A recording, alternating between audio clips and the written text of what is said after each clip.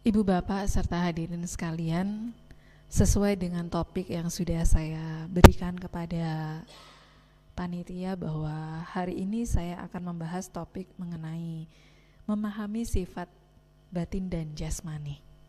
Ya, memahami sifat batin dan jasmani. Kenapa saya menyampaikan uraian ini? Umat Buddha di Indonesia khususnya sudah sering sekali sebenarnya mendapatkan pengetahuan-pengetahuan Dhamma yang mengajak umat Buddha dalam mempraktikkan Dhamma itu terkait dengan nasihat para Buddha. Bahkan dikatakan nasihat ini selalu diulang setiap momen di mana umat Buddha ini menjalankan upacara keagamaan. Dan nasihat ini menjadi pedoman sebenarnya, bukan karena kita sekedar memiliki keyakinan terhadap Guru Agung Buddha saja, tetapi juga memiliki keyakinan terhadap ajaran beliau, yaitu Dhamma, yang mengarahkan pada manfaat-manfaat agar seseorang yang bisa melaksanakan Dhamma itu bisa mendapatkan hasilnya. Ya, hasilnya seperti itu. Nasihat dari para Buddha atau dari Guru Agung Buddha ada 3 hal, Ibu Bapak.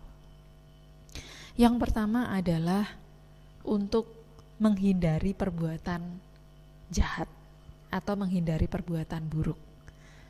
Nah, hal itu sudah bisa dipraktikkan ya dalam kehidupan sehari-hari ya.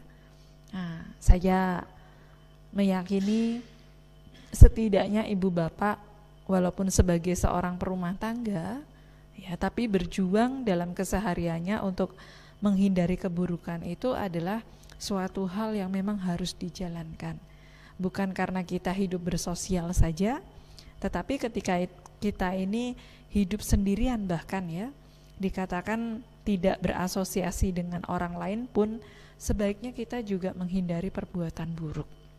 Dan perbuatan buruk ini bukan hanya perbuatan yang dilakukan oleh badan jasmani saja, tetapi juga termasuk ucapan dan pikiran kita. Nah, ini nasihat yang mendasar begitu.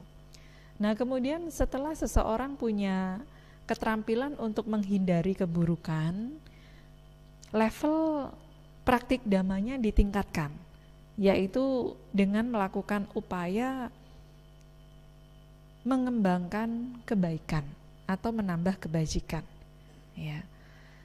Sabapa pasa akaranang ya, tidak melakukan kejahatan. Kusala saupa sampada, melakukan kebaikan ya. Tidak melakukan keburukan ataupun kejahatan, kemudian melakukan atau mengembangkan kebaikan ya. Dan yang terakhir itu adalah sacita pariodapanang, yaitu membersihkan batin sendiri atau mensucikan batin sendiri. Kenapa kita dianjurkan untuk membersihkan batin sendiri, Ibu Bapak? Karena kita tidak punya kapasitas untuk punya kemampuan membersihkan batin orang lain. Demikian juga orang lain tidak punya kemampuan untuk membersihkan batin kita sendiri ya. Jadi yang mampu membersihkan batin sendiri ini adalah diri sendiri. Itulah sebabnya kenapa kita juga harus memahami sifat dari karakter batiniah ya, batin kita sendiri ini. Sifat dari batin ini adalah salah satu yang harus kita lihat ya, dengan cara yang benar, dengan cara pandang yang benar. Kalau kita melihat sifat dari batin ini menjadi salah atau dengan cara pandang yang salah, maka usaha-usaha untuk membersihkan batin kita ini pun juga akan menjadi ya tidak diupayakan ya. Kalau ibu bapak sudah gemar melakukan kebaikan ya, terampil dalam menghindari keburukan ya, sebaiknya meningkatkan kualitas praktiknya dalam usaha membersihkan batin sendiri. Nah, untuk membersihkan batin sendiri ini bagaimana Ibu Bapak? Seperti halnya Ibu Bapak punya rumah, ya, punya tempat tinggal. Kalau Ibu Bapak mau membersihkan rumah itu, apa yang biasanya dipersiapkan? Alat-alat kebersihannya ya, sapu, pel, dan lain-lain, atau lap, ya. Nah, kita pun juga kalau mau membersihkan batin kita ini dari kotoran batin, itu pun juga harus menggunakan alat-alatnya, begitu. Kalau kita tidak menggunakan alat-alat ini, maka dikatakan usaha untuk membersihkan batin sendiri itu menjadi sulit. Dan kita juga harus mengenalinya, ya, batin itu apa, jasmani itu apa. Karena yang disebut makhluk sebagai manusia ini sebenarnya tidak lebih hanya perpaduan dari dua unsur, yaitu nama dan rupa. Ya, nama dan rupa. Kalau dipilah-pilah lagi, nama itu adalah batin, ya. Rupa itu adalah jasmani. Jasmani ini terdiri dari beberapa unsur. Ada 4 unsur besar, ya, yang disebut sebagai mahabhuta, ya. Mahabhuta, datu, ya, unsur itu datu atau mahabhuta. Jadi tubuh fisik kita ini hanya terdiri dari 4 unsur itu. Tetapi ada beberapa di dalam salah satu ulasan sutta atau khotbah Sang Buddha, tubuh jasmani manusia ini sebenarnya terdiri dari terbentuk karena terdiri atas faktor terbentuknya 6 unsur. Ya. Ada yang menyebutkan 4 unsur, ada yang menyebutkan 6 unsur. Nah, semuanya benar, tidak ada yang salah. 4 unsur ini adalah unsur padat, unsur cair, unsur udara, dan unsur api, ya, atau panas. Ada juga yang menyebutkan 6 unsur ini apa sila? Ada 2 tambahannya, yaitu yang kelima itu adalah unsur ruang, ya, atau akasa dhatu, dan yang terakhir itu adalah unsur winyana dhatu. Winyana sebagai salah satu faktor pembentuk tubuh jasmani, ya. Nah, kenapa ada 6 faktor ini? Nanti akan dijelaskan, ya. Nah, jasmani kita yang disebut sebagai unsur padat ini tergolong apa saja? Yang termasuk unsur padat, ya, yang kelihatan, bisa disentuh, bisa dilihat secara fisik, ya, dan molekulnya berupa keras ataupun lunak. Yang sifatnya molekul-molekulnya ini rapat, itu dikatakan sebagai unsur padat, ya, atau patawi dhatu, unsur tanah, ya. Apa yang termasuk unsur padat kira-kira Ibu Bapak? Daging, tulang, ya. Kemudian organ-organ tubuh kita, jantung, paru-paru, dan lain-lain. Kuku, rambut, ini juga termasuk unsur padat, begitu. Dan unsur padat inilah yang menyebabkan tubuh fisik manusia ini nampak jelas kelihatan dan bisa tegak, berdiri, berjalan, duduk, ya. Ini karena ada unsur padat. Kalau tidak ada unsur padat ini, maka dikatakan tubuh fisik kita tidak kelihatan, atau dengan nama lain ya jadi makhluk halus, ya. Nah, itu karena unsur fisikal padatnya itu tidak nampak. Dan unsur padat ini adalah bagian yang memang menjadi salah satu faktor pembentuk dari tubuh jasmani yang disebut sebagai manusia ini. Ya, kalau tidak punya tulang, coba Ibu Bapak bentuknya seperti apa? Seperti slem itu, tahu ya slem? Nah, nggak bisa berjalan, nggak bisa duduk. Kita bisa duduk tegak seperti ini karena ditopang oleh kerangka tubuh kita. Kalau kerangka ini tidak ada, nah kita tidak bisa duduk, berjalan, berdiri tegak, ya. Maka unsur padat inilah yang disebut bagian faktor pembentuk salah satunya. Kemudian unsur air, contohnya apa di dalam tubuh kita ini? Contohnya adalah darah, keringat, lendir, cairan empedu, cairan sendi, cairan otak, ya. Semua aspek cairan yang bentuknya bisa menempati ruang, ya, dan mengikuti bentuk ruang itu dikatakan sebagai unsur cair. Ya, unsur cair. Tubuh kita kalau tidak ada unsur cair, bagaimana kira-kira? Tidak beda jauh seperti ini, kursi ini, Ibu Bapak. Ya, tidak bisa bergerak, kaku. Ya. Bahkan dikatakan kalau kita ini tidak punya unsur cair, Ibu Bapak, ya seperti benda mati. Ya. Jangankan benda mati, Ibu Bapak, misalkan selama 7 hari tidak minum saja. Apa yang terjadi pada tubuh kita? Dehidrasi. Kalau dehidrasi, ya, pasokan darah tidak bisa mengalirkan oksigen ke otak. Kalau itu terjadi, nanti akan mengalami yang disebut sakit dan kematian. Ya. Maka unsur kedua yang disebut unsur cair ini di dalam tubuh kita memang sebagai salah satu faktor bentukan tubuh jasmani juga.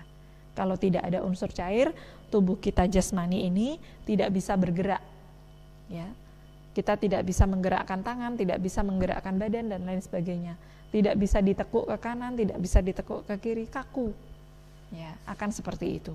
Kalau unsur cair kita tidak ada. Lalu yang ketiga adalah unsur udara. Apa kira-kira unsur udara dalam tubuh kita ini?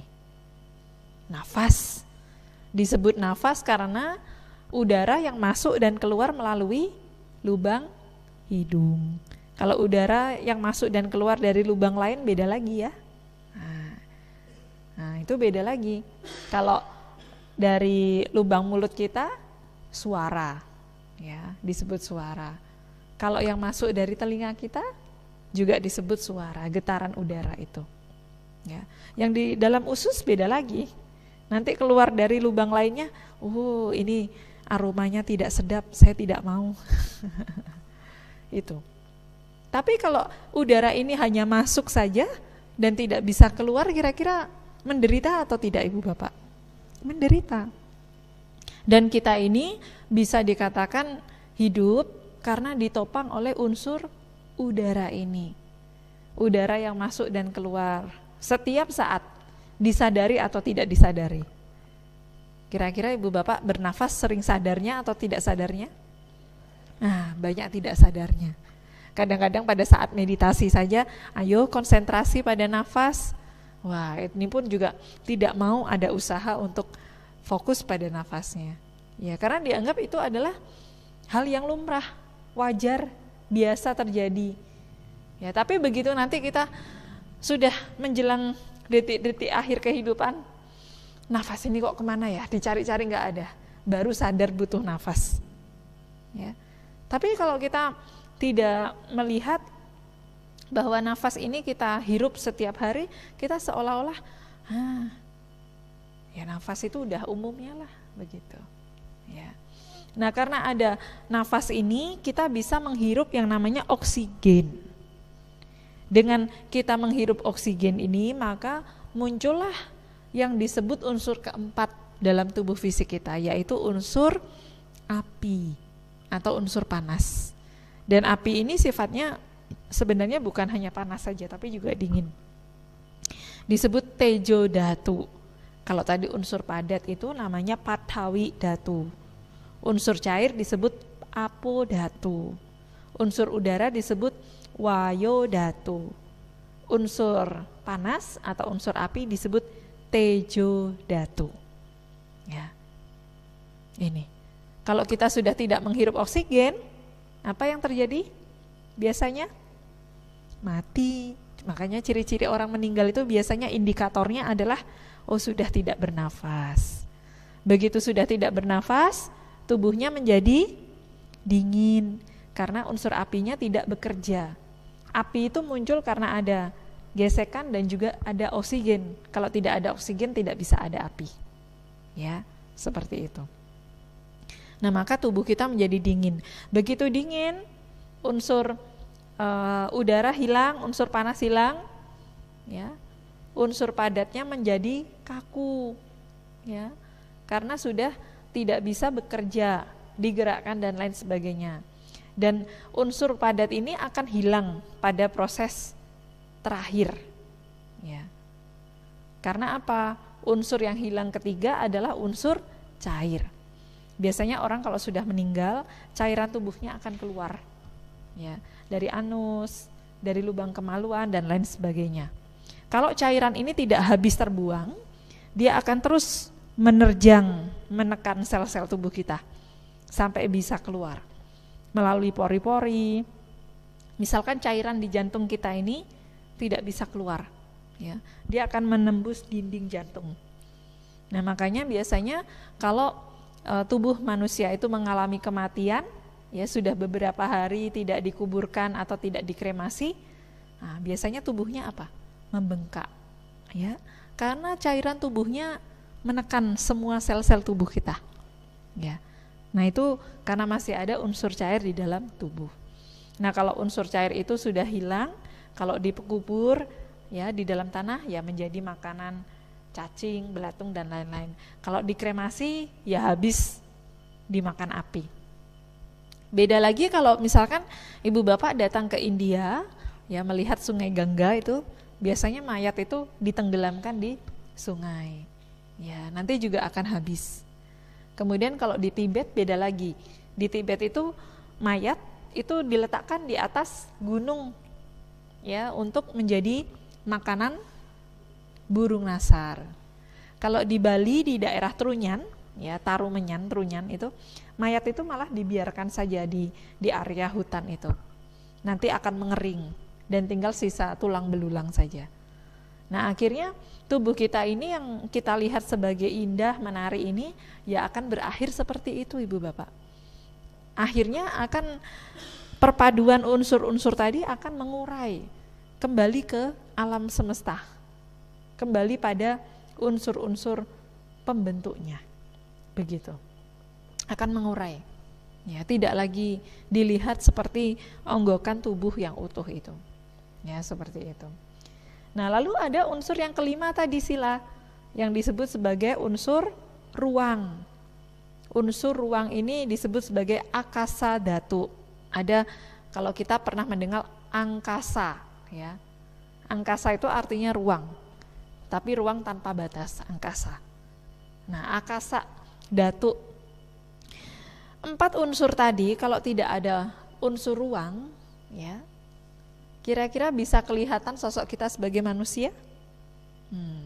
Tidak berbentuk. Unsur ruang itu seperti halnya kantong kresek ibu bapak.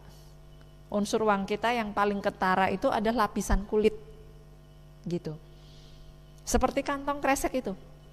Kalau ibu-ibu atau bapak-bapaknya ngantar istri ataupun ibu-ibunya belanja di pasar pakai kantong kresek hitam ya, wah, belanjaan apa saja semua dimasukkan. Mau sayuran, bumbu, apa saja. Nopo mawon nggih, gitu. Dimasukkan ke situ. Kantong plastiknya itu warnanya hitam. Begitu tetangganya lewat, belanja apa? Mbah, Bu, wah pokoknya iki wis jerone ora ketok, ora tak dudoi. Ya, ora dikasih tahu begitu ya. Tidak dikasih tahu. Nah, begitu dibongkar, oh belinya sayuran, gula 1 kilo, minyak 1 kilo, ya, dan lain-lain, kopi dan lain-lain. Nah, tubuh kita itu seperti itu ibu bapak. Karena adanya unsur ruang, lapisan kulit ini, kita itu jadi tidak melihat sifat, bentuk, warna dari tubuh jasmani ini yang sesungguhnya. Padahal mau dia itu pria ataupun wanita, gemuk ataupun kurus, tinggi ataupun pendek, ya, tua ataupun muda, jeroannya itu sama. Tahu ya maksudnya ya? Isinya itu ya tidak lebih dari 4 unsur tadi.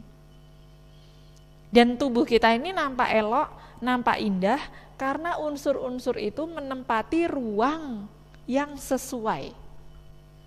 Kalau dia tidak menempati ruang yang sesuai, kira-kira menjadi elok, indah atau tidak ibu bapak? Tidak ya. Contohnya apa?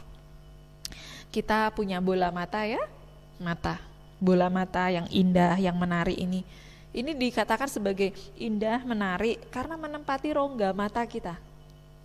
Coba kalau bola mata ini menempati rongga telinga, rongga hidung, ya, rongga mulut gitu. Kira-kira jadi indah atau malah mengerikan itu? Wah, ngedeni ya kalau orang Jawa bilang. Ya.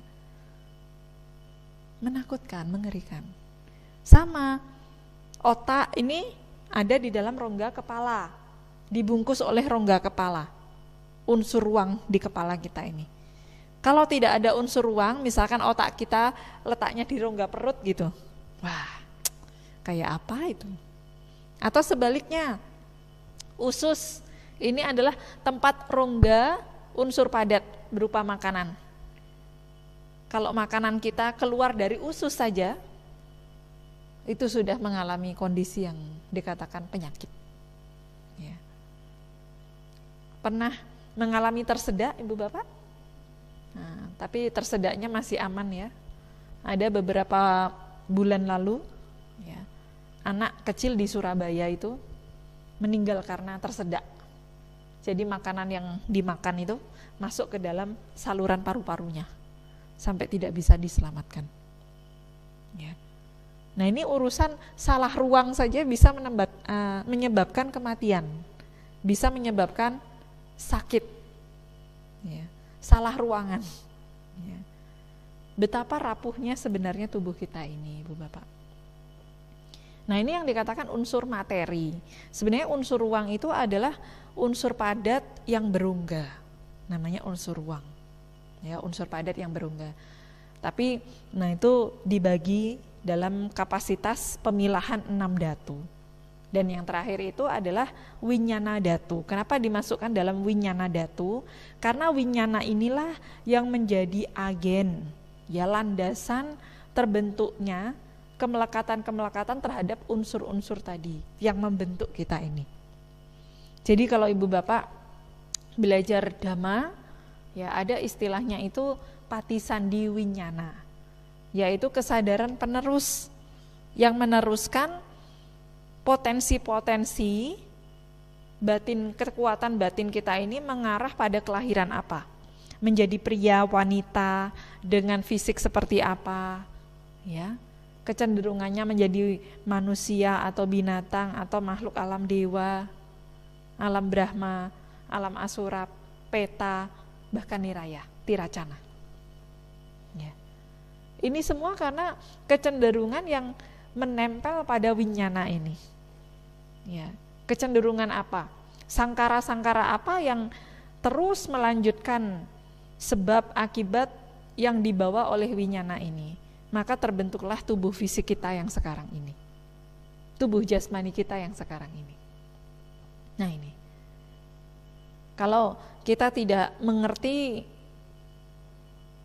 tubuh jasmani ini apa, kita pun juga akan lengah dalam melihat tubuh jasmani ini yang sebenarnya. Lalu sifat dari jasmani ini bagaimana Sila? Secara Dhamma kita harus melihat sifat dari jasmani ini berdasarkan 4 hal. Yaitu dipandang sebagai tidak indah atau asubha, tidak elok ya, tidak indah. Kemudian bersifat tidak kekal, bersifat ya tidak mampu bertahan eksistensinya. Maka di situ ada yang dimaksudkan tidak memuaskan atau dukkha. Dan yang terakhir itu bukan milik, bukan diri. Ya, tidak ada inti diri dalam tubuh jasmani sekecil apapun. Kalau kita pilah-pilah, misalkan hidung gitu. Hidung tuh yang mana ya? Hidung itu oh ini daging karena ada 2 lubang, nempelnya di area wajah itu disebut hidung.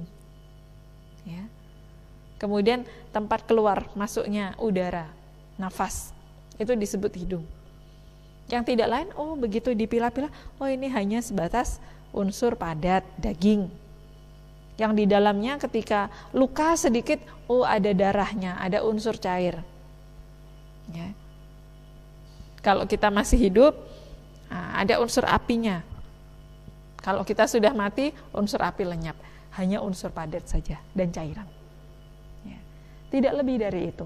Dan itu harus dilihat sebagaimana adanya, menembus tubuh jasmani kita ini sebagai tubuh jasmani yang memiliki sifat tidak kekal, tidak indah, tidak memuaskan, dan tiada inti diri, bukan milik.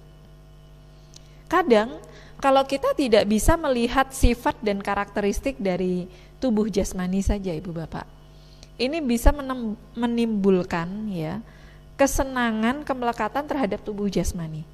Bahkan kemelekatan ini bukan dalam aspek kesenangan saja, tapi juga membenci tubuh jasmani.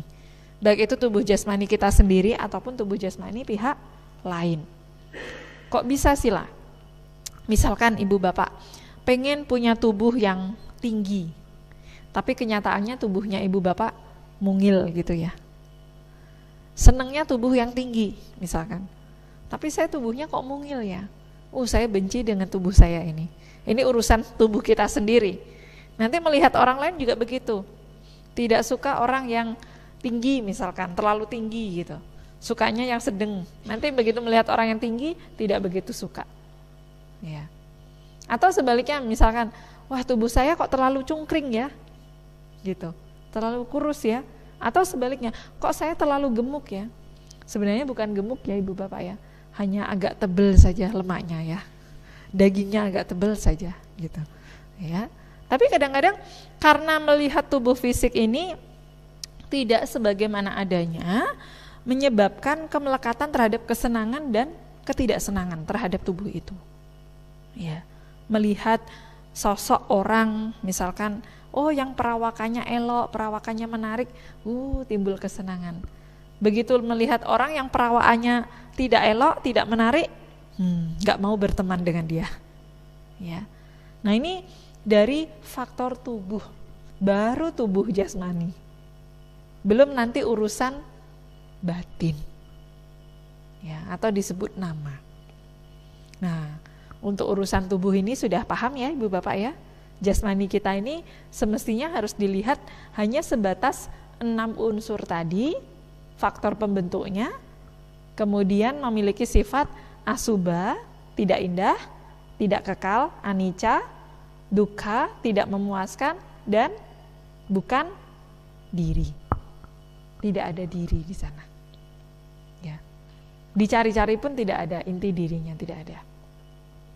Nah, lalu sifat yang kedua yang harus kita pahami adalah sifat dari batin atau yang disebut sebagai nama. Ya, nama. Batin. Batin ini terdiri dari 4 hal. Nama ini. Ada yang disebut sebagai wedana, perasaan.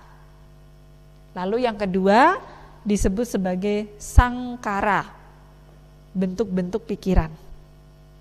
Ada yang ketiga disebut sebagai sanya, atau diartikan, diterjemahkan sebagai ingatan, pengenal, atau pencerapan juga, persepsi juga, sanya.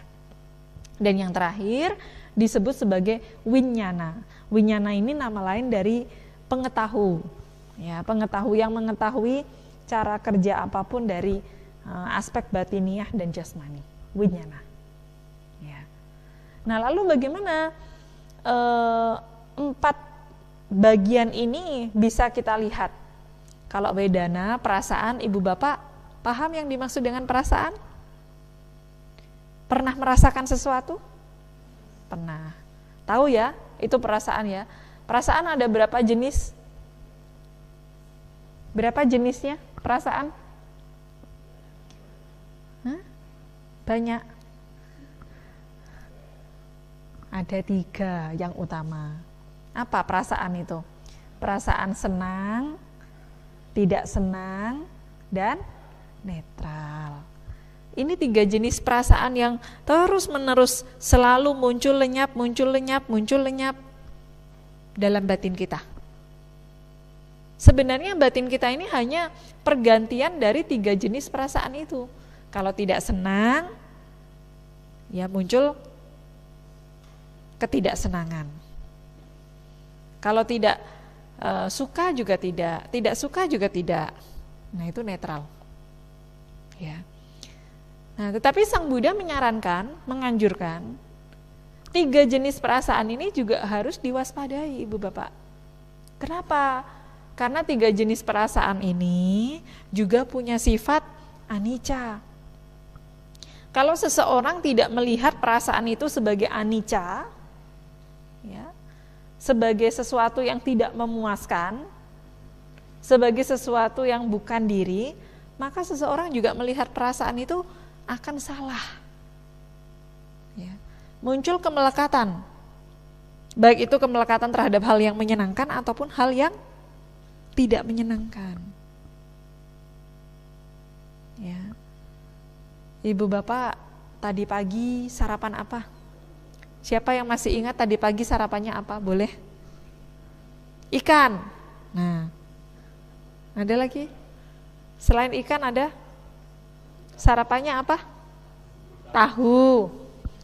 Suka dengan ikan tahunya? Suka, ya.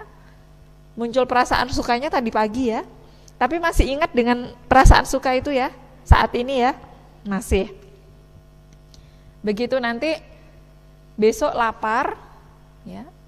Kemudian makanan yang difavoritkan itu tidak ada. Misalkan istrinya kok bangunnya siang gitu ya. Belum masak gitu ya. Jam segini kok belum ada makanan. Kok enggak kayak kemarin ya gitu. Nah, hari ini ya hari ini Pak. Kemarin ya kemarin. Lah kenapa hari ini kok tidak masak? Belum dikasih uang belanja. Nah, maka tidak masak. Ya. Nah, kalau kita melekat dengan perasaan yang kemarin, ya, tidak bisa menerima yang sekarang ini, kira-kira bahagia atau menderita? Menderita. Itu perasaan suka. Belum lagi perasaan tidak suka. Misalkan kita mengetahui ada orang yang mencela kita. Ada orang yang mengkritik kita kemarin gitu ya. Tapi begitu ketemu orang itu hari ini, wah, orang ini kemarin maki-maki saya, mencela saya, mengkritik saya, ngolok-ngolok saya kemarin. Padahal hari ini orang itu sudah diam. Tapi kebencian kita masih ada dengan celaan itu, dengan ucapan itu, kritikan itu, maki-makian itu, yang kemarin itu. Kita benci orang itu, padahal membenci suaranya saja. Suaranya yang tidak enak didengar di telinga itu. Ya. Sudah lewat itu. Tapi karena kita masih melekat pada sisi yang tidak kita senangi dari perasaan itu, akhirnya kita bahagia atau menderita? Menderita juga. Nah, sifat menyenangkan, ya perasaan senang ataupun tidak senang, bahkan netral sekalipun, itu juga harus kita waspadai, Ibu Bapak. Harus kita lihat bahwa perasaan yang menyenangkan, tidak menyenangkan ataupun netral, itu punya sifat anicca, tidak kekal, juga tidak memuaskan. Sang Buddha bahkan lebih menekankan semua jenis perasaan itu adalah dukkha. Betul tidak? Yang menyenangkan itu sebenarnya hanya dukkha yang tertunda saja. Begitu yang menyenangkan itu masa berlangsungnya selesai, endingnya apa? Dukkha datang. Ya. Kecewa datang, tidak memuaskan datang. Kalau perasaan netral itu gimana sih lah? Netral ini ada 2 jenis, Ibu Bapak.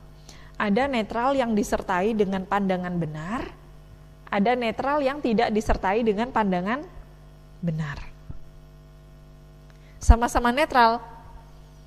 Ya. Contohnya ketika kita mendeteksi sesuatu dalam batin kita, melihat apa ya, gambar atau benda begitu ya, kita cuek dengan benda itu, tapi masih melirik sedikit gitu, kok warnanya bagus ya misalkan gitu, tapi cuek aja gitu. Nanti begitu jalan 100 meter, lihat benda itu lagi, lirik lagi, kok bagus ya, diamati. Awalnya yang netral, karena ini tidak disertai pengertian benar, oh itu hanya warnanya pink saja. Warna ini menjadi senang dan tidak senang karena bergantung pada persepsi kita. Tapi karena kita tidak waspada di sini, begitu ketemu lagi warna itu yang sama, melihat benda itu yang sama, menjadi netralnya berubah jadi kesenangan. Ya. Awalnya cuek gitu. Ini karena tidak disertai dengan pengertian benar. Ini juga bisa dikatakan sebagai netral sebenarnya. Bengong, bingung, kayak ini juga nggak seneng-seneng banget, nggak bahagia banget gitu. Tapi membenci juga tidak, bingung perasaan kita. Itu juga netral. Tapi tidak disertai dengan pandangan benar atau pengertian benar. Nah, netral yang disertai dengan pengertian benar bagaimana sila? Netral ketika kita melihat sesuatu. Misalkan kita disuguhi makanan tertentu. Wah, makanan ini masih panas, ya, aromanya, wah, rasanya menarik sekali, memikat sekali, misalkan begitu. Nah, kemudian begitu kita muncul rasa aroma memikat, itu sebenarnya sudah muncul perasaan menyenangkan. Nah, kemudian ada orang yang berpikir, oh ini hanya aroma.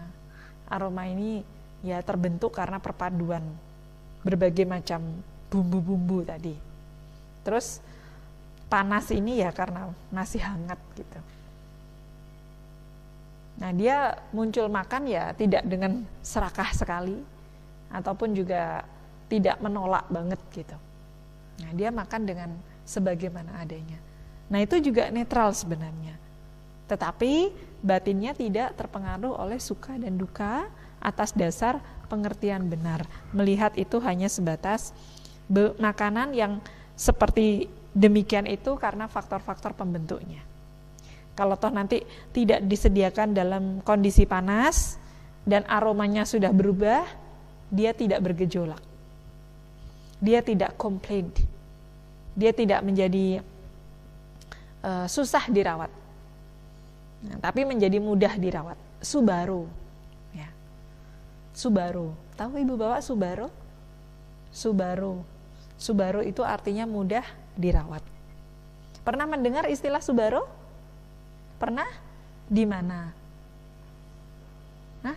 Barusan? Di Tangerang. Nama Bante Subaru ya. Nah, memang benar ada nama Bante namanya Subaru ada. Mudah dirawat. Tapi itu bukan nama Bante saja Ibu Bapak. Nah, tadi baca Karania Meta Sutta enggak? Iya. Naik? Oh enggak. Manggala Sutta ya. Oh Manggala Sutta. Pernah baca Karania Meta Sutta? Nah di Karania Meta Sutta itu ada Subaroca. Ya. Nah, ini kelihatan kalau pas baca Parita kemana ini ya. Nanti baca Parita sambil itu memperhatikan artinya juga, ya. Santutica kata nyuta. Nah, seperti itu juga. Ya, itu ada artinya, ada terjemahannya. Kita menjadi mudah dirawat, ya, karena memiliki sifat netral tadi, apa? Vedana yang netral tapi dengan pengertian. Bukan tidak dengan pengertian. Ya. Nah, tetapi itu pun juga harus diwaspadai. Perasaan ketika muncul harus kita waspadai. Karena kalau tidak hati-hati, perasaan ini akan membawa pada kemelekatan, baik itu pada hal yang menyenangkan ataupun tidak menyenangkan. Begitu. Ini masalah wedana ya tadi ya, mengenali wedana. Lalu yang kedua, tadi apa yang kedua? Masih ingat? Sangkara. Bentuk-bentuk pikiran. Kapan berhentinya bentuk-bentuk pikiran muncul? Berhenti? Kapan kira-kira? Wah, berhenti mikirnya kapan Ibu Bapak? Kalau sudah mati sila. Iya. Kita ini kadang-kadang bentuk-bentuk pikiran ini saking ya, cepatnya, bahkan dikatakan lebih cerewet dibandingkan perkataan kita sendiri. Munculnya itu muncul lenyap terus menerus begitu. Bahkan saat kita diam pun dia masih muncul. Betul tidak Ibu Bapak? Ya. Kalau ikut retret, ada di sini yang pernah ikut retret meditasi? Ada ya? Nah, Bante selalu berpesan pada peserta retret, noble silent ya, noble silent. Bukan hanya silent, tapi noble silent. Beda ya Ibu Bapak, noble silent dengan silent itu beda. Kalau silent itu hanya diam saja. Diam ini belum tentu yang dimunculkan adalah pikiran-pikiran noble, pikiran-pikiran mulia. Ya. Tapi pada saat orang yang mempraktikkan noble silent, selain dia diam, tapi berdiam dengan memunculkan pikiran mulia.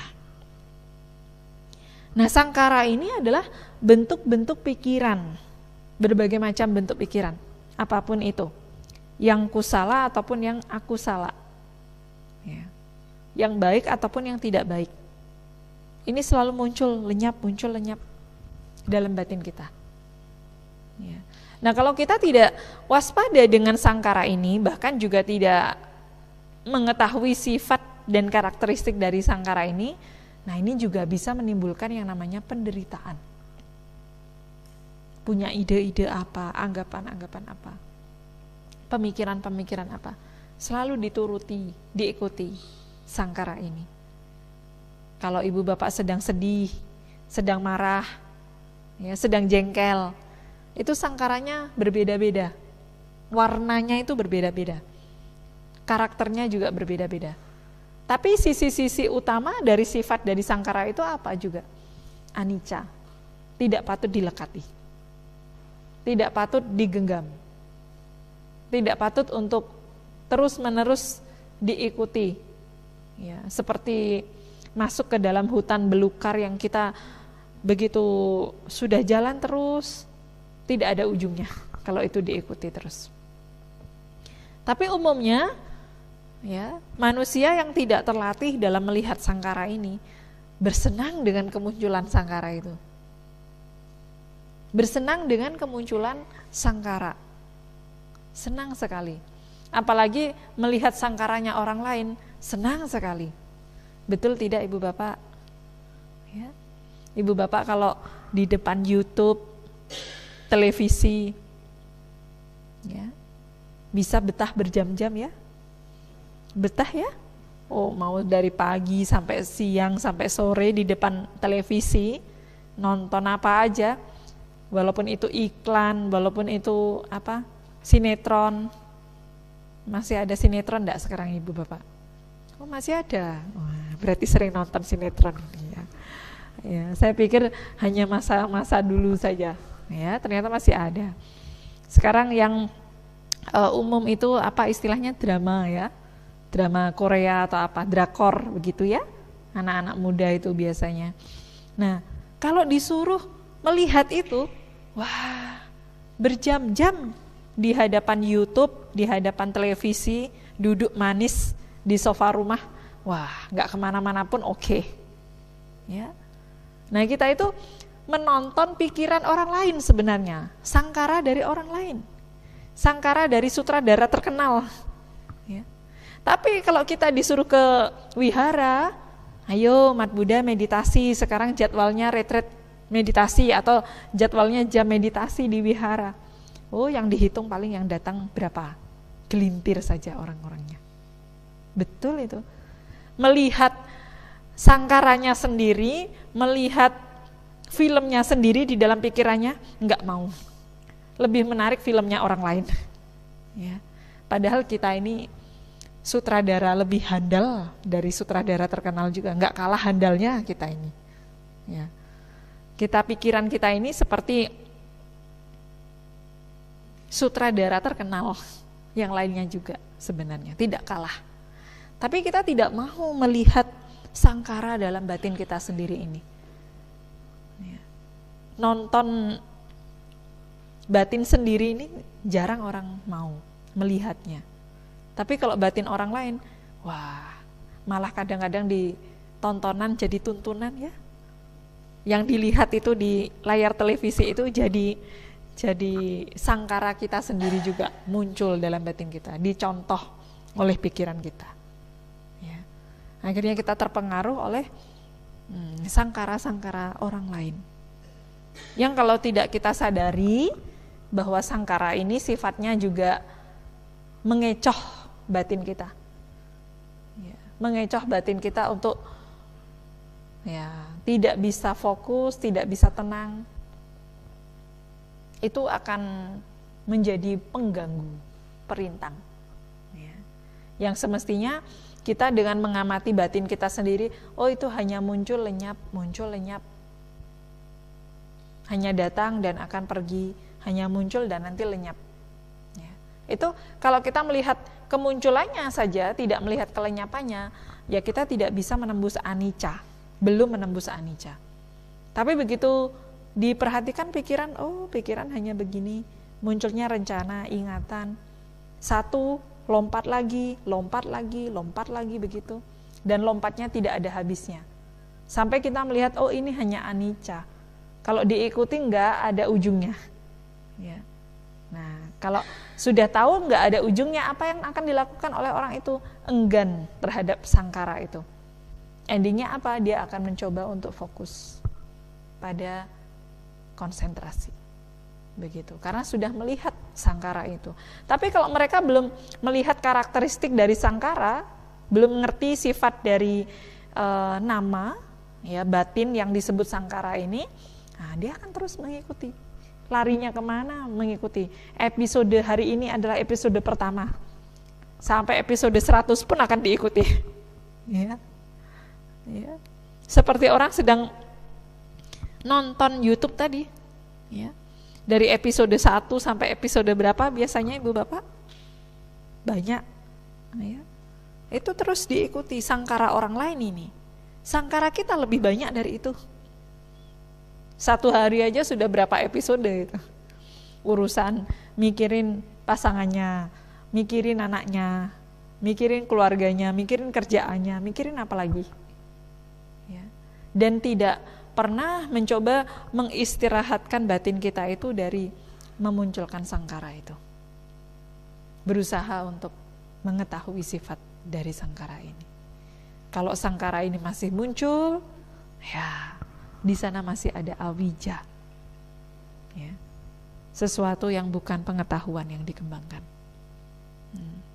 Jadi kita ini harus mengenali apa yang dimaksud sangkara. Setelah mengenali, kita mengetahui karakter sangkara ini apa. Karakternya ternyata juga hanya muncul dan lenyap, tidak patut dilekati, tidak patut untuk terus diikuti. Ya.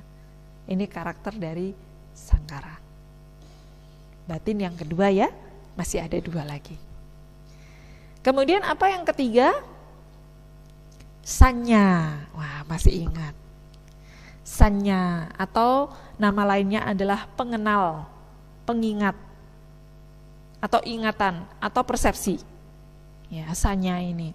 Nah, kadang-kadang kita ini tertipu sekali dengan sanya. Kita ini hanya menjadi permainan-permainan sanya, mengenali segala sesuatu. Kita persepsikan sebagai apa dan lain-lain. Ya. Dan menembus sanya pada kualitas batin yang sangat halus itu memang harus dengan konsentrasi Ibu Bapak. Perhatian. Jangankan yang dengan mata terbuka. Ya, maaf, dengan mata tertutup gitu. Dengan mata terbuka saja kadang kita ini sudah ditipu oleh sanya. Ya. Dalam hal mengenali sesuatu aja kita sudah tertipu. Mengenali apa? Misalkan kita mengenali, ini disebut apa Ibu Bapak? Yang saya duduki ini apa namanya? Kursi. Ya. Di bawah kursi ada kolong. Ya. Kolong. Kalau kursi ini ya, kemudian kakinya ini dipotong, dia punya kolong enggak kira-kira? Nah, menjadi tidak. Tapi ini disebut apa? Tetap kursi ya.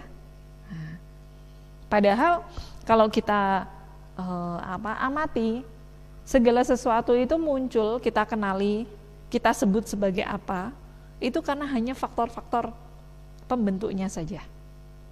Ya. Seperti halnya kita melihat ini disebut sebagai bunga. Yang dimaksud sebagai bunga itu apa?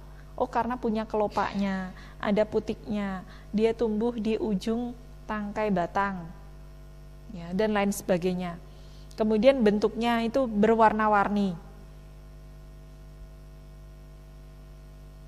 dengan berbagai faktor pembentuk jenisnya. Ada yang kelopaknya besar, ada yang kelopaknya tipis, kecil, dan lain-lain. Kalau yang kecil ini disebut lagi oleh manusia, dikenali sebagai melati, warnanya putih. Kalau nanti agak kelopaknya besar, ada warna pink, kuning, putih lagi, aromanya beda, oh ini mawar, disebut lagi sebagai mawar. Manusia pandai sekali mempersepsikan apapun, mengenali apapun, kemudian menyebutkan apapun itu, termasuk memberi nama orang. Ya, karena itu masuk dalam lingkup kebenaran kesepakatan. Jadi sanya itu mengenali sesuatu, kemudian kita mempersepsikannya, itu hanya kesepakatan saja, konvensional. Seperti halnya ibu bapak diberi nama. Oh, ini namanya Silvi, ini namanya Meta, ini namanya Dani, ini namanya Ibu Jenny, ya. Ini namanya Mas Manto atau siapa, ya. Itu karena diberikan sebutan supaya dapat mengenali sesuatu. Kan nggak mungkin semuanya terus disebut nama dan rupa gitu ya. Nanti saya bilang, tolong nama dan rupa, panggilkan nama dan rupa gitu. Ya, siapa ini maksudnya Sila? Yang itu loh, yang bajunya garis-garis itu loh, nama dan rupa itu loh gitu. Bingung nantinya. Tapi kadang manusia terkecoh dengan sebutan-sebutan itu. Terkecoh dengan persepsi-persepsinya, sanyanya sendiri, yang sebenarnya itu harus dilihat hanya sebatas oh ya nama dan rupa itu, tapi karena dipersepsikan sendiri, dikenali dengan sebutan-sebutan yang banyak itu, oh ini disebut sebagai manusia, binatang, disebut sebagai cantik, disebut sebagai tidak cantik, disebut sebagai wanita, pria, dan lain-lain. Itu karena dikenali oleh sanya tadi. Dan sanya ini harus lebih detail kita lihat sebagai hanya sebatas pengenal saja, mengenali sifatnya. Kalau pertama kali melihat itu disebut sebagai pengenal. Nanti kalau kedua kali dilihat, oh sudah pernah pertama kali kontak melihat itu. Waktu itu saya sebut itu sebagai Ibu Jenny misalkan gitu. Ya. Kemudian ketika ketemu lagi, oh itu berubah menjadi ingatan. Dan itu juga kerjasanya, ingatan. Kemudian muncul lagi, oh Ibu Jenny ciri-cirinya fisiknya apa? Oh rambutnya panjang, ya, orangnya ramah, misalkan begitu. Dikenali, dipersepsikan lagi terus, begitu. Nah ini juga kerja dari sanya. Dan kita setiap saat, setiap momen itu selalu berurusan dengan sanya ini, nggak ada habisnya. Nggak ada habisnya. Dan dilihatnya dengan bukan sifat yang sebenarnya. Dilihatnya dengan wah, bahkan bukan pengertian benar rata-rata umumnya. Begitu. Kalau sanya ini dilihat dengan pengertian benar, bagaimana Sila? Ya itu dilihat hanya sebatas sanya, pengenal. Dan pengenal ini punya sifat tidak kekal. Pengenal ini punya sifat berubah, ya, tidak memuaskan, dan tidak ada inti diri juga di sana. Begitu. Baru kita bisa menghilangkan cara pandang salah terhadap sanya ini. Persepsi, pengenal, bahkan pengingat ini, ingatan ini. Nah ini. Sanya ini juga yang membuat anggapan-anggapan bahwa ini adalah aku sebagai apa, ini milikku, dia bukan milikku, benda ini adalah benda kesukaanku, benda ini bukan benda kesukaanku, terus begitu. Dia yang terus mengecoh batin kita dalam melihat segala sesuatu itu ya tidak sebagaimana adanya. Tapi ketika sanya ini diarahkan dengan pandangan benar, ya, sanya ini mampu mengenali sesuatu dengan jelas. Ya. Dan ini harus diwaspadai juga cara kerja sanya, juga bersama dengan karakternya. Untuk kita tidak terkecoh, tidak menjadi melekat dengan sanya ini. Ya. Memang kerjaan tidak mudah. Rasanya Dhamma malam ini kok berat sekali ya Sila. Nggak apa-apa. Sesekali umat Buddha harus dikasih agak berat-berat dikit gitu. Kalau sudah tidak berbuat jahat, ya sudah bisa lah ya. Sudah tahu perbuatan buruk itu apa, perbuatan baik itu apa. Yang membawa penderitaan itu namanya perbuatan buruk. Yang menghindarkan diri kita dari penderitaan itu namanya perbuatan baik. Menghindari perbuatan buruk sudah dilakukan. Berbuat baik sudah sering ya Ibu Bapak ya? Bersering atau jarang berbuat baiknya? Sering. Di rumah, bangun pagi, bersih-bersih rumah, sehingga membuat kenyamanan rumah itu orang yang tinggal di sana seneng. Itu juga sudah berbuat baik.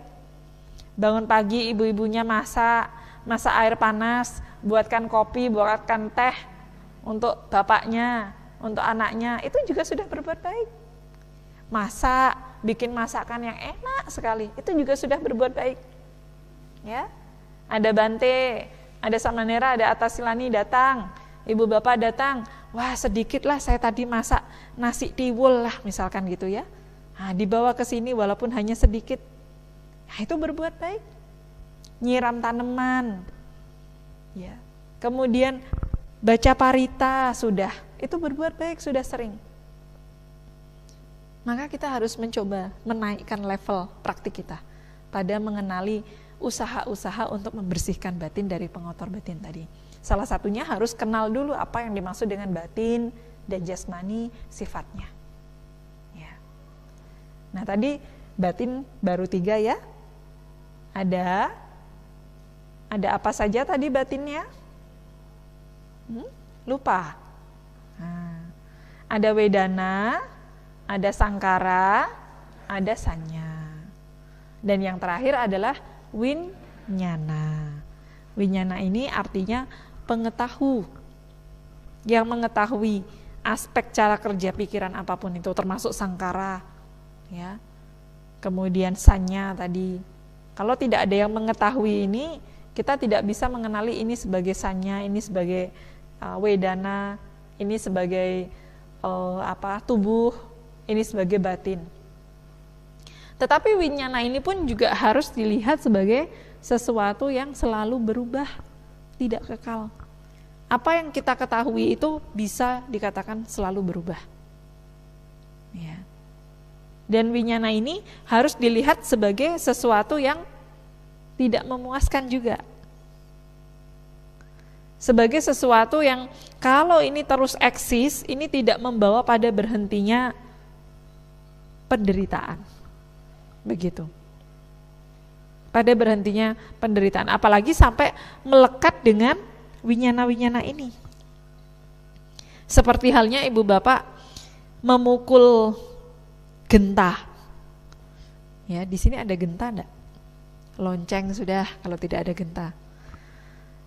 Atau gong. Pernah ya tahu gong ya ibu bapak ya? Kalau masyarakat Jawa mesti tahu gong. Ketika gong itu dipukul, dung, begitu. Mukulnya sekali. Tapi gema dari gong itu masih terdengar ya biasanya ya, sampai beberapa momen. Itu satu kali pukulan ibu bapak. Winyana ini ketika dia muncul sekali, ya, itu menjadi kesadaran batiniah kita. Kalau ini menjadi kesadaran yang masih ya melekat dengan keburukan, ya termasuk kebaikan. Kalau melekat dengan kebaikan masih oke lah. Ini masih membawa pada potensi ya kelahiran di alam manusia, di alam dewa yang baik. Ya. Tapi kalau melekatnya ini dengan hal-hal yang sifatnya buruk gitu ya, aku salah, hal yang buruk, nah ini bisa menggelandang. Makhluk-makhluk lahir di alam alam menderita,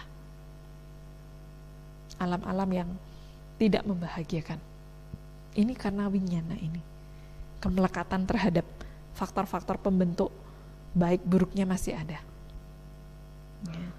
Jadi mengetahui hal yang baik, hal yang buruk, kemudian apa yang harus dikembangkan ini juga harus bisa dimengerti Ibu Bapak, kalau kita mau membersihkan batin kita. Nah, setelah mengenali apa yang disebut sebagai nama dan rupa tadi, berikut dengan karakternya, supaya kita mampu membersihkan batin kita, kita harus menggunakan 3 alat. 3 alat. Ini diingat-ingat ya, ini poinnya, 3 alat ini. Kalau mau bersih-bersih rumah harus pakai 3 alat. 3 alatnya apa? Sapu, pel, lap. Tapi ini bukan sapu, pel, lap untuk batin kita Ibu Bapak, bukan. 3 alat ini penting sekali. Yang pertama disebut atapi. Diingat-ingat ya, atapi. Bukan atap ini. Atapi itu bahasa Pali. Atapi ini nama lain dari semangat. Nama lainnya juga wirya. Nama lainnya adalah usaha benar, sama wayama. Atapi di dalam Mahasatipatthana Sutta.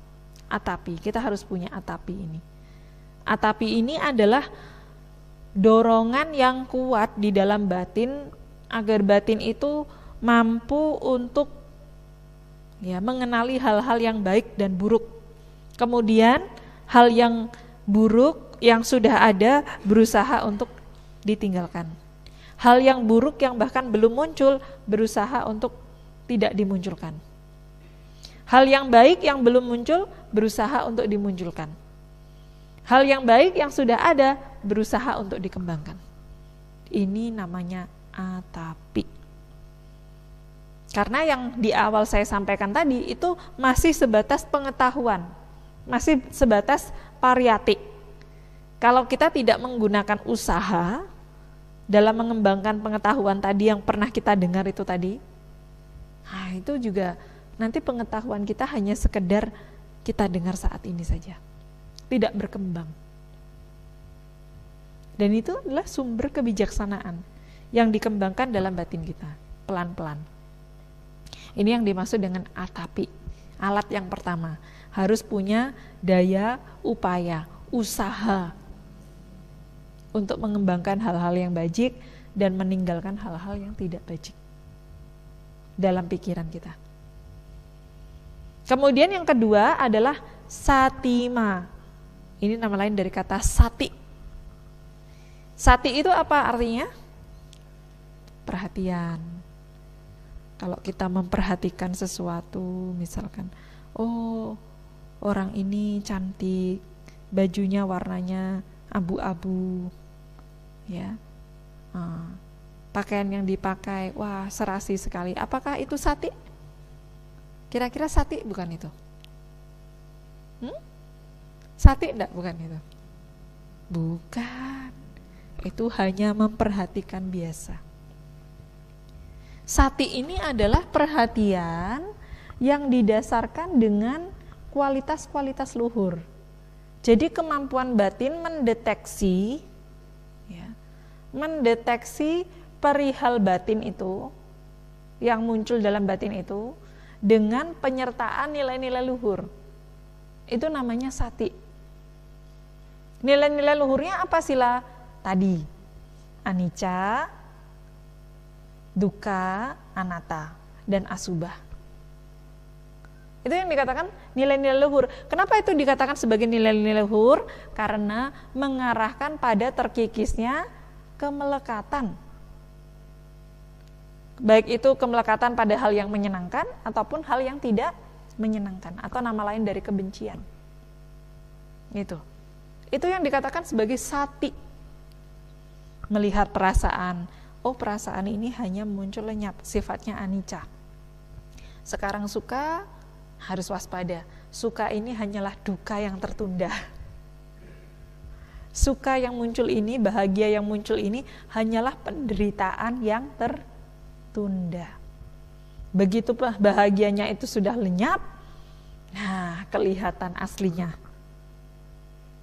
duka datang, muncul. Ya.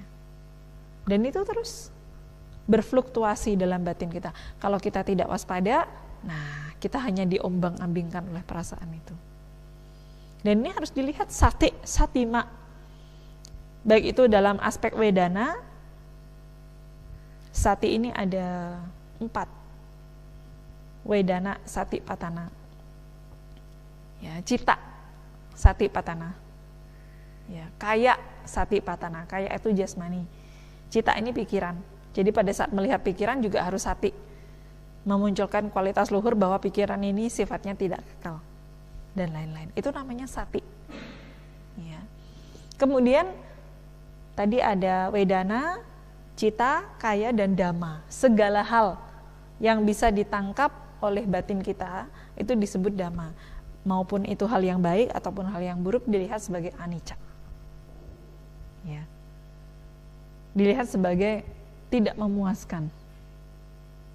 Dilihat sebagai sesuatu yang bukan diri. Ini yang alat yang kedua, satima. Atapi, satima, dan yang ketiga adalah alatnya sampajana. Ya. Sampajana ini apa artinya sila? Sampajana ini adalah kebijaksanaan, nama lain dari panya, wisdom. Ya.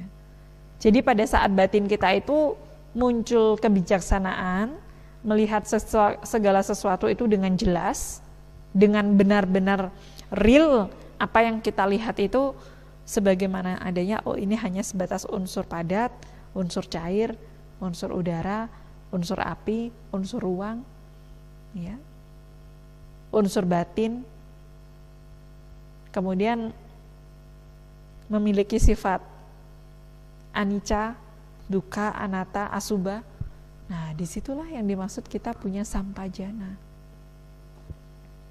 Punya wisdom pada saat melihat sesuatu, mendengar sesuatu, mencium sesuatu, mengecap sesuatu, menyentuh sesuatu, ataupun berpikir sesuatu. Nah, ini kita harus benar-benar waspada dengan hal-hal sedemikian itu, Ibu Bapak. Kenapa?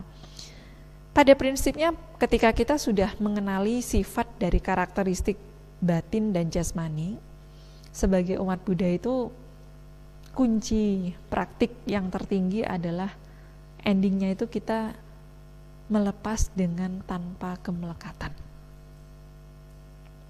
Melepas apapun, termasuk melepas tubuh dan jasmani, batin dan jasmani ini. Kalau yang sifatnya fisikal mungkin mudah ya. Ibu Bapak sudah gemar berdana, praktik melepas, itu melepas materi.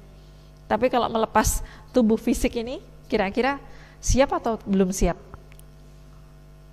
Jangankan tubuh fisik sila, melepas rambutnya yang satu helai ini aja, ya, kelihatan putih sedikit aja, wah rasanya harus saya hitamkan segera ini, ya.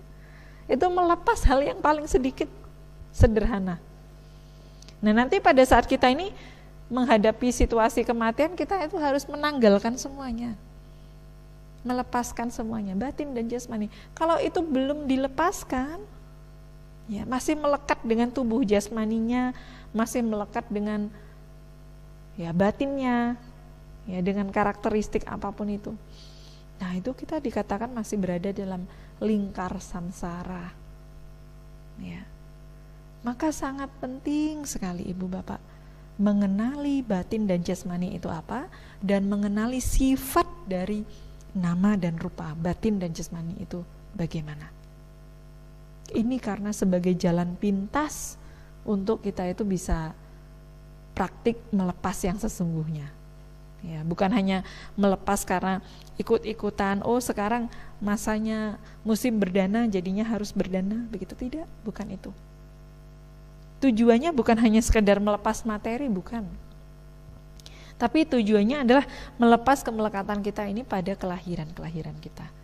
Supaya batin kita itu siap untuk ya tidak melekati lagi kemunculan.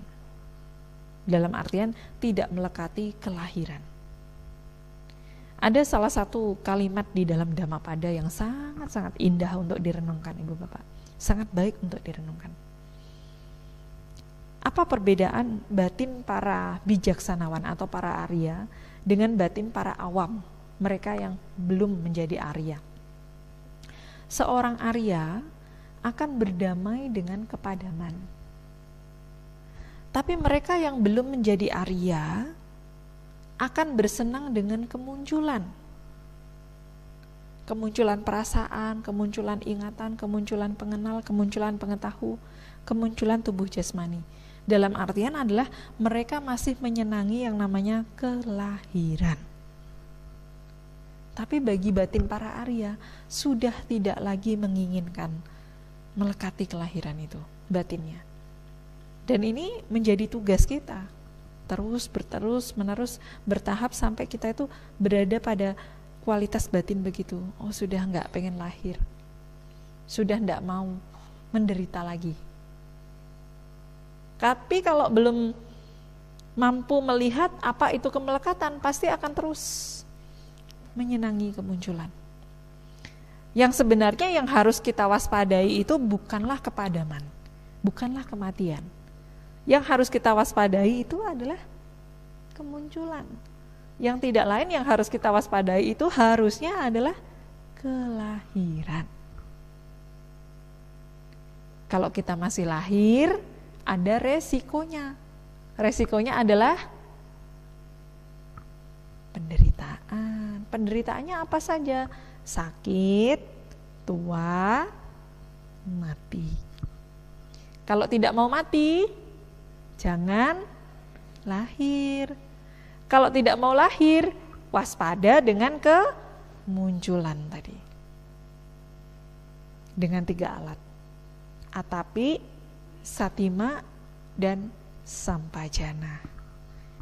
Nah, malam hari ini sudah dikasih alat bersih-bersih batin. Ya. Karena apa? Harus mulai meningkatkan praktik kita sebagai umat Buddha, bukan hanya sekedar oh yang penting saya sebagai umat Buddha nggak berbuat jahat, nggak berbuat buruk. Tidak, bukan itu tujuan kita praktik Dhamma, Ibu Bapak. Harus mengarahkan pada level praktik yang terus menerus ditingkatkan, walaupun hanya sebagai seorang perumah tangga, walaupun sebagai perumah tangga, ya. Dan itu bisa kalau kita mau berusaha. Tapi satima sampajana ini harus dikembangkan, ya, dilestarikan dalam batin kita kalau kita ingin mengatasi yang namanya kelahiran, ya. Nah, semoga uraian Dhamma ini bisa dipahami dengan baik, sekalipun pahamnya sedikit saja, nggak apa-apa. Setidaknya sudah ada sedikit pemahaman, daripada kita tidak pernah mendengar sama sekali dan tidak muncul pengetahuan dari pemahaman itu. Nanti kalau pelan-pelan Ibu Bapak terus menerus merenungkan hal ini dengan baik, kemelekatan terhadap hal-hal yang semestinya tidak patut kita lekati akan berkurang terus menerus sampai itu hilang, dan tidak lagi menginginkan yang namanya kemunculan, tidak lagi menginginkan yang namanya kelahiran. Menjadi waspada dengan kemunculan itu dan tidak akan takut dengan kematian, karena kematian itu adalah resiko dari kemunculan tadi, dari kelahiran tadi, ya. Kita ini kalau masih mau lahir, sebenarnya matinya itu bukan mati sungguhan, betul ya? Masih mati pura-pura. Kalau orang Jawa bilang mati etok-etokan, ya, mati pura-pura. Kenapa? Kita mati sekarang, lahir lagi, nanti mati lagi. Jadi nggak mati sungguhan, bukan mati ti, ya. Nah, mati ti itu maksudnya ya sudah tidak ada kemunculan lagi. Dengan kata lain, ya itulah yang menjadi tujuan akhir kita memahami Dhamma, merealisasi Dhamma, yaitu nibbana, kepadaman, ya. Nah, semoga semuanya berbahagia mendengarkan uraian Dhamma ini dan mendapatkan manfaat untuk perkembangan praktik Dhamma dalam kehidupan sehari-hari. Terima kasih dan anumodana. Saya akhiri, semoga semua makhluk hidup berbahagia,